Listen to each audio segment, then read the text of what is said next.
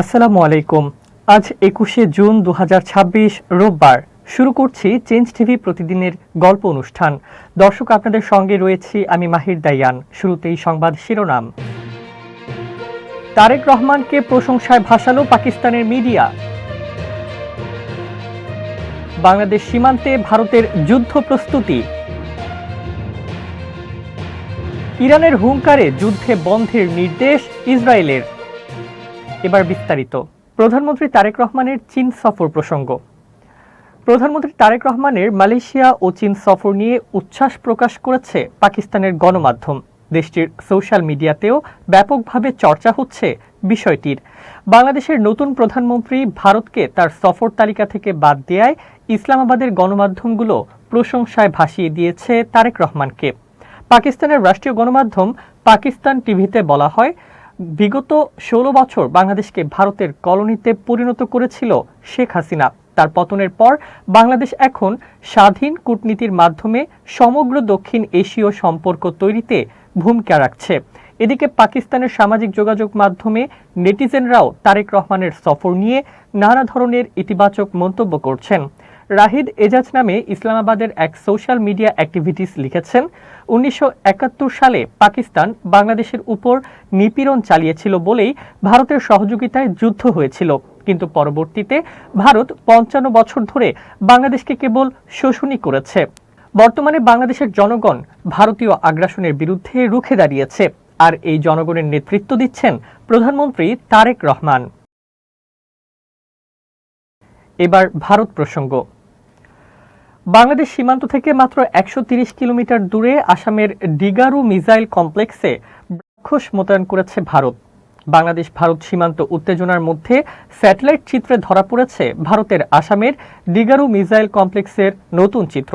Defence analyst ও satellite image monitoring সূত্রের সাম্প্রতিক high resolution চিত্রে চাঞ্চল্যকর এই তথ্য সামনে এসেছে। আসামের গুয়াহাটির কাছে অবস্থিত অত্যন্ত সংবেদনশীল এবং কৌশলগত সামরিক ঘাঁটি ডিগারু এয়ারফোর্স স্টেশনে ভারতের অন্যতম প্রধান এবং শক্তিশালী সুপারসনিক ক্রুজ মিসাইল মোতায়েনের লজিস্টিক ও পরিকাঠামো উন্নয়নের কাজ প্রায় শেষ পর্যায়ে। এই মিসাইল ফ্যাসিলিটি থেকে সিলেট শহরের আকাশপথের দূরত্ব প্রায় ১৩০ থেকে ১৪০ কিলোমিটার। বাংলাদেশের রাজধানী ঢাকা থেকে এর আকাশপথের দূরত্ব প্রায় ৩০০ কিলোমিটার, আর এই মিসাইলগুলোর রেঞ্জও ৩০০ থেকে ৪৫০ কিলোমিটার।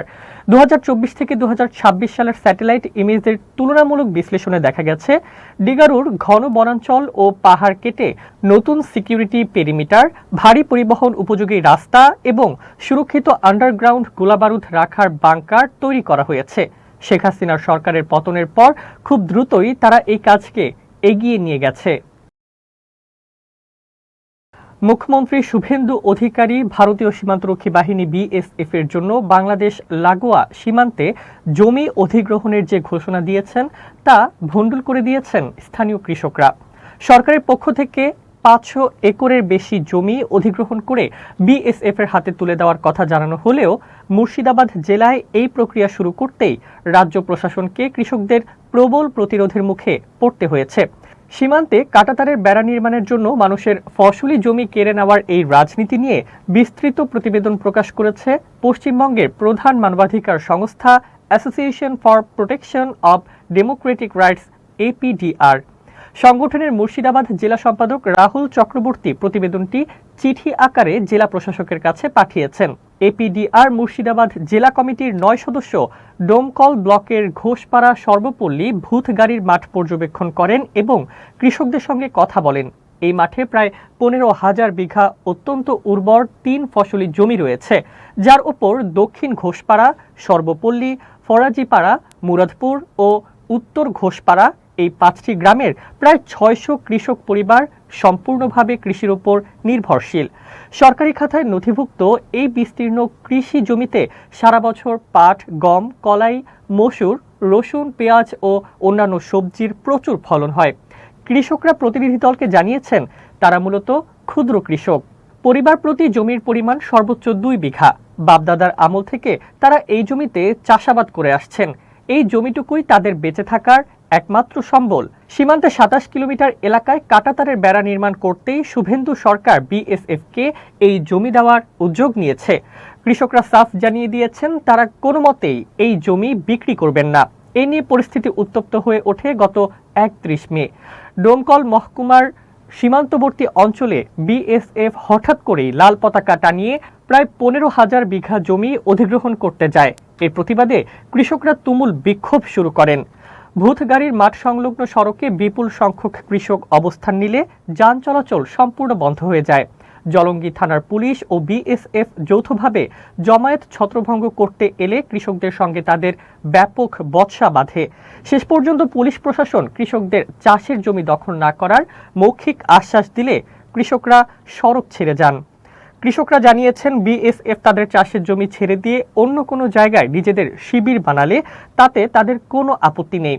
ডোমকল মহকুমার এই অঞ্চলের জমিতে হিন্দু ও মুসলিম সম্প্রদায়ের মানুষ একসঙ্গে কাঁধে কাঁধ মিলিয়ে চাষ করেন। পাশের হিন্দু গ্রামের কৃষকরাও স্পষ্ট জানিয়েছেন তারা কিছুতেই এই জমি ছাড়বেন না। বিএসএফ ও পুলিশ ক্রমশ এলাকার চাষিদের বিরুদ্ধে দাঁড়াচ্ছে, আর জবরদখলের বিরুদ্ধে আন্দোলনকারী কৃষকদের পুলিশ নানাভাবে হয়রানি করছে। জলঙ্গি এলাকার কৃষকরা পুলিশের ভয়ে তটস্থ হয়ে পড়েছেন। এপিডিআর তাদের চিঠিতে স্পষ্টভাবে উল্লেখ করেছে, পশ্চিমবঙ্গের জমি অধিগ্রহণ আইন অনুযায়ী কৃষকদের অসম্মতিতে চাষের জমি অধিগ্রহণ করার এই চেষ্টা সম্পূর্ণ বেআইনি ও অসাংবিধানিক। বিএসএফ ও পুলিশ প্রতিবাদী কৃষকদের যেভাবে ভয়ভীতি দেখাচ্ছে তা চরম অন্যায়। এই জমি অধিগ্রহণের নেপথ্যে অত্যন্ত সুকৌশলে বাংলাদেশি প্রসঙ্গ টেনে আনা হচ্ছে বলে এপিডিআর গুরুতর অভিযোগ তুলেছে। প্রতিবেদনে বলা হয়েছে, সীমান্ত থেকে ১৫ কিলোমিটার পর্যন্ত কার্যত বিএসএফ এর হাতে তুলে দেওয়ার বিজ্ঞপ্তির আড়ালে মালদা, মুর্শিদাবাদ, নদিয়া এবং উত্তর ও দক্ষিণ ২৪ পরগনা জেলার সীমান্তে হোল্ডিং বা ডিটেনশন সেন্টার নির্মাণের আসল উদ্দেশ্যই হল চাষের জমি কেড়ে নেওয়া। কৃষকরা যাতে জমি অধিগ্রহণের বিরুদ্ধে মুখ খুলতে না পারেন সেই লক্ষ্যেই তাদের ভয় দেখাতে বাংলাদেশি তকমা দেওয়ার মতো ভয়ঙ্কর জনবিরোধী পদক্ষেপ নেওয়া হচ্ছে। তাদের ডিটেনশন ক্যাম্পে ঢোকানো বা মিথ্যা মামলায় ঝুলিয়ে দেওয়ার হুমকি দেওয়া হচ্ছে প্রতিনিয়ত। এপিডিআর এর বক্তব্য, মুর্শিদাবাদ থেকে বাংলাদেশি সন্দেহে বেশ কিছু মানুষকে বিএসএফ এর মাধ্যমে বাংলাদেশে ঠেলে পাঠানো হয়েছে। মানবতা বিরোধী, বেআইনি ও অসাংবিধানিক এই ঠেলে পাঠানো অবিলম্বে বন্ধ করার দাবি জানিয়েছে এপিডিআর।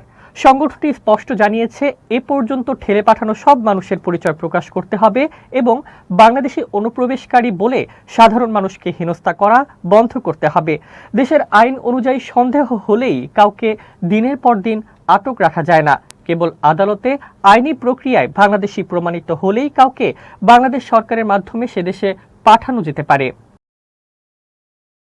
এবার মধ্যপ্রাচ্যের খবর। ওয়াশিংটন ও তেল আবিবের মধ্যে লেবানন যুদ্ধ নিয়ে নতুন করে মতবিরোধ দেখা দিয়েছে। মার্কিন প্রেসিডেন্ট ডোনাল্ড ট্রাম্প চান লেবাননে যুদ্ধ বন্ধ হোক, কিন্তু ইসরায়েলের প্রধানমন্ত্রী বেনিয়ামিন নেতানিয়াহু সেই পথে হাঁটছেন না।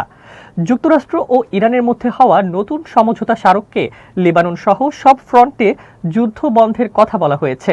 তবে চুক্তির পরও ইসরায়েল লেবাননে হামলা চালিয়ে যাচ্ছে, এমনকি দেশটির দখল করা অঞ্চলও ছাড়তে রাজি নয়। এ নিয়ে ট্রাম্প প্রশাসন প্রকাশ্যেই অসন্তোষ জানিয়েছে। ট্রাম্প বলেছেন, যুক্তরাষ্ট্র মধ্যপ্রাচ্যে শান্তি চায়। তিনি আশা করেন লেবানন, হিজবুল্লাহ ও ইসরায়েল সব পক্ষ যুদ্ধবিরতি মেনে চলবে।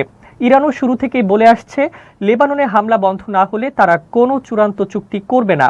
এ কারণে যুক্তরাষ্ট্র ও ইরানের নির্ধারিত একটি বৈঠকও স্থগিত করা হয়েছে।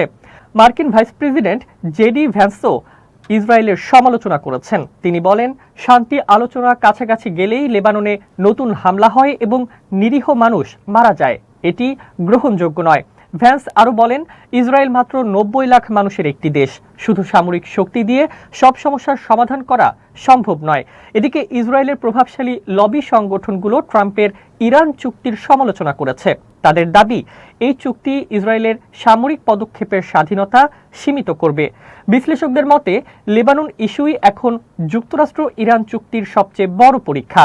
যদি লেবাননের যুদ্ধ বন্ধ না হয়, তাহলে পুরো শান্তি প্রক্রিয়া ভেঙে পড়তে পারে। কূটনৈতিক বিশ্লেষক ত্রিতা পার্সি বলেন, যুক্তরাষ্ট্র এবার আগের চেয়ে অনেক বেশি কঠোর অবস্থানে আছে। ট্রাম্প এই চুক্তিকে নিজের বড় রাজনৈতিক সাফল্য হিসেবে দেখছেন, তাই তিনি এটি রক্ষা করতে চান। সেন্টার ফর ইন্টারন্যাশনাল পলিসির নির্বাহী ভাইস প্রেসিডেন্ট ম্যাথিউ ডাস বলেন, এটা অনেক দিন ধরেই ক্লিয়ার যে নেতানিয়াহুই এখন মধ্যপ্রাচ্যে অশান্তির বড় কারণগুলোর একটি। গাজায় যুদ্ধবিরতি অর্জন না হওয়ার জন্য তিনিই দায়ী। আবার ইরানের সঙ্গে যুদ্ধবিরতি চুক্তি দেরি হওয়ার কারণও তিনি।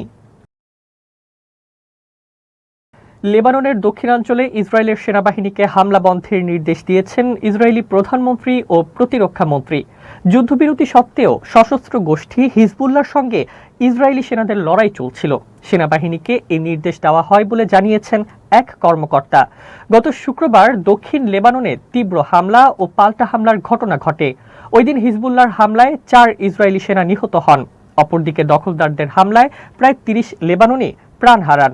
ইসরায়েলি সেনাবাহিনীর ওই কর্মকর্তা এক বিবৃতিতে বলেছেন, প্রতিরক্ষা বাহিনীকে হামলা বন্ধের জন্য নতুন রাজনৈতিক পর্যায় থেকে নতুন নির্দেশনা দেওয়া হয়েছে। আমাদের সেনাবাহিনী সক্রিয় হামলা চালাচ্ছে না, এর বদলে শুধুমাত্র নিরাপত্তার জন্য আত্মরক্ষামূলক কার্যক্রম চালানো হচ্ছে। হিজবুল্লাহ যদি যুদ্ধবিরতির শর্ত না মানে তাহলে আত্মরক্ষামূলক কার্যক্রম অনুযায়ী ইসরায়েলি সেনাবাহিনীর জবাব দেওয়ার অধিকার রয়েছে। হামলা বন্ধের কথা বললেও লেবাননে এখনো লড়াই চলছে, বিশেষ করে তেবনিথ নামের একটি এলাকায়। দখলদাররা দাবি করেছে সেখানে হিজবুল্লাহর ব্যাপক অবকাঠামো রয়েছে, যেগুলো ধ্বংস করা হচ্ছে। শুক্রবার ও শনিবার মিলিয়ে ইসরায়েল লেবাননে আরও 100-রও বেশি মানুষকে হত্যা করেছে।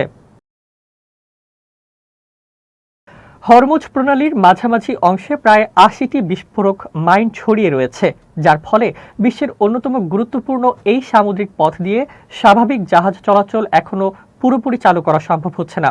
আন্তর্জাতিক ট্যাঙ্কার মালিকদের সংগঠন ইন্টার ট্যাঙ্কের কর্মকর্তারা জানিয়েছেন, এই বিপুল সংখ্যক মাইন অপসারণ করতে দীর্ঘ সময় লাগতে পারে।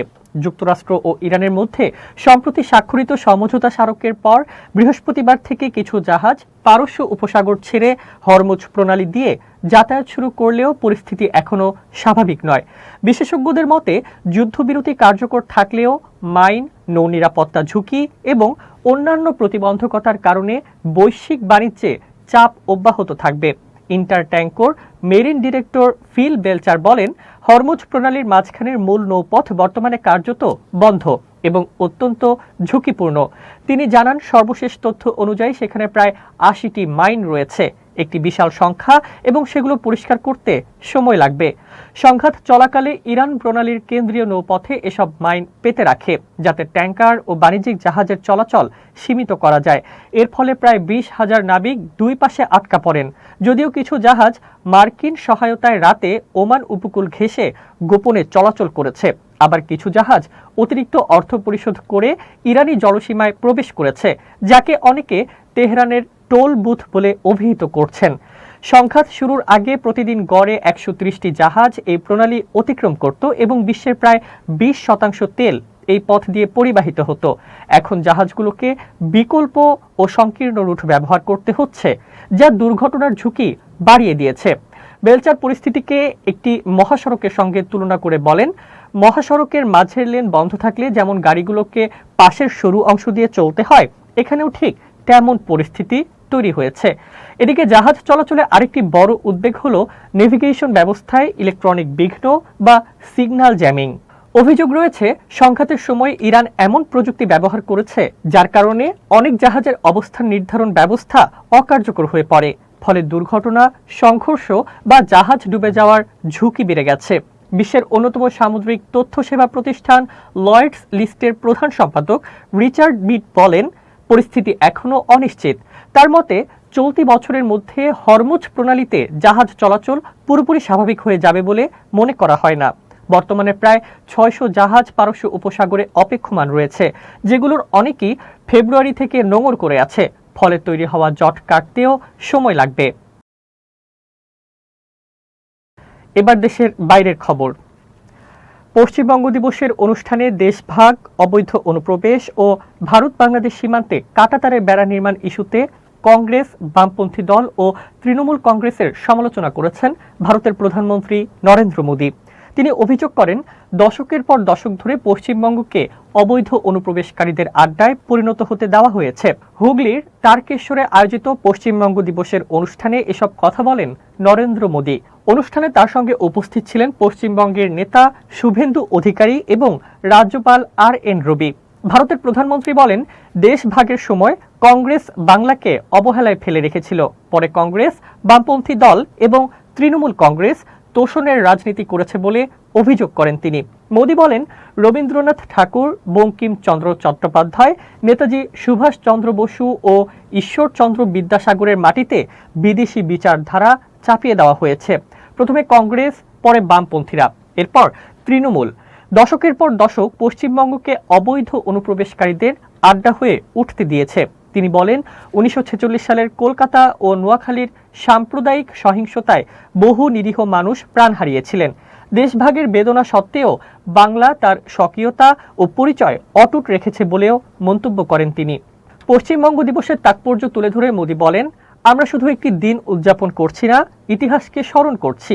যখন পুরো বাংলাকে পাকিস্তানের অংশ করার চেষ্টা চলছিল, তখন শ্যামাপ্রসাদ মুখোপাধ্যায় তার বিরুদ্ধে অবস্থান নিয়েছিলেন। ভারত বাংলাদেশ সীমান্তে কাঁটাতারের বেড়া নির্মাণ প্রসঙ্গে তিনি অভিযোগ করেন, পূর্ববর্তী রাজ্য সরকার জমি হস্তান্তরের কাজ আটকে রেখেছিল। তবে নতুন সরকার দায়িত্ব নেওয়ার পর সেই প্রক্রিয়া শুরু হয়েছে বলে জানান তিনি। মমতা বন্দ্যোপাধ্যায়ের সরকারের সময় পয়লা বৈশাখে পশ্চিমবঙ্গ দিবস উদযাপন করা হলেও সরকার পরিবর্তনের পর 20 জুন দেশটিকে পশ্চিমবঙ্গ দিবস হিসেবে নির্ধারণ করা হয়েছে। 1947 সালের এই দিনেই বাংলার প্রাদেশিক আইনসভায় পশ্চিমবঙ্গকে ভারতের অন্তর্ভুক্ত করার প্রস্তাব গৃহীত হয়। দর্শক, এবার খুব জরুরি 1 মিনিট জানাচ্ছেন ইউনেস্কো ক্লাব জার্নালিজম অ্যাওয়ার্ড বিজয়ী আমিরুল মোমিনিন মানিক। খুব জরুরি 1 মিনিটে প্রত্যেককে আমন্ত্রণ। বন্ধুরা, আজকের টিপস হচ্ছে যাচাই করুন। পৃথিবীতে আপনি আজকের এই দিনটিতে যাই করতে যাচ্ছেন না কেন, সবার আগে আপনি যাচাই করুন। কোনো কিছু কিনতে যাচ্ছেন, কারোর সঙ্গে সম্পর্ক গড়তে যাচ্ছেন, কারোর সঙ্গে কথা বলতে যাচ্ছেন, কোথাও যাচ্ছেন, সর্বত্র আপনার মধ্যে যদি যাচাইয়ের মন মানসিকতা থাকে, তাহলে আপনি বিপদ থেকে মুক্ত থাকতে পারবেন। আর যদি আপনি যাচাই না করে নিরঙ্কুশ বিশ্বাসের উপর নির্ভর করে কোনো কাজে যুক্ত হন, তাহলে আপনি বিপদের মধ্যে পড়তে পারেন। সুতরাং আজ থেকে মাথায় একটি বিষয় আমরা শক্তভাবে গেঁথে নিই, সেটা হচ্ছে যাচাই করব, যাচাই করব, যাচাই করব। ভালো থাকবেন, শুভেচ্ছা নিরন্তর। শেষ করছি চেঞ্জ টিভির প্রতিদিনের গল্প অনুষ্ঠান। changetv.press বাংলাদেশের ইউটিউব জার্নালিজমের অগ্রদূত। ভিজিট করুন এর ওয়েবসাইট www.changetv.press, ইউটিউব youtube.com/changetvpress এবং সাবস্ক্রাইব করুন চ্যানেলটি। নিয়মিত লাইক, কমেন্ট ও শেয়ার করে আপডেট রাখুন নিজেকে। ভালো থাকুন, নিরাপদে থাকুন, শুভেচ্ছা নিরন্তর। changetv.press, এক ফোঁটা হলুদও নেই।